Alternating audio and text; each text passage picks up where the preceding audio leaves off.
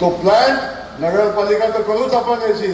नगरपालिका नाही झाली तरी सुद्धा ग्राम विकास खात्याच्या माध्यमातून जेवढा निधी या उमरत गावाला लागेल तेवढा सगळा निधी देण्याचं काम या निमित्तानं ग्राम विकास खातं आपल्यासाठी करेल.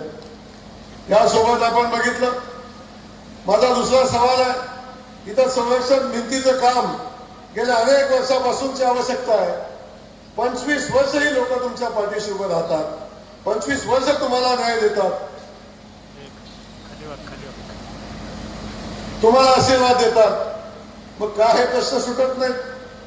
आज आपण इथं बघतो, एवढं मोठं गाव आहे, 17,000 मतदान या गावाचं आहे. म्हणजे या गावाची नगरपालिका वास्तविक पाहता होणं आवश्यक आहे.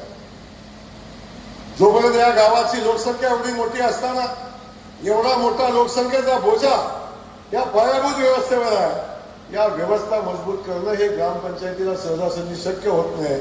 माझा सवाल इथल्या माझ्या आमदारांना आहे, 25 वर्ष या लोकांनी तुमच्यावर प्रेम केलं, ताकद दिली, का आमच्या उमरजला न्याय मिळाला नाही? का आमचं उमरज नगरपालिका झालं नाही? का उमरज आमची नगर परिषद झाली नाही? या शहराला आम्हाला का न्याय मिळाला नाही? कसं होईल, कसा न्याय मिळेल?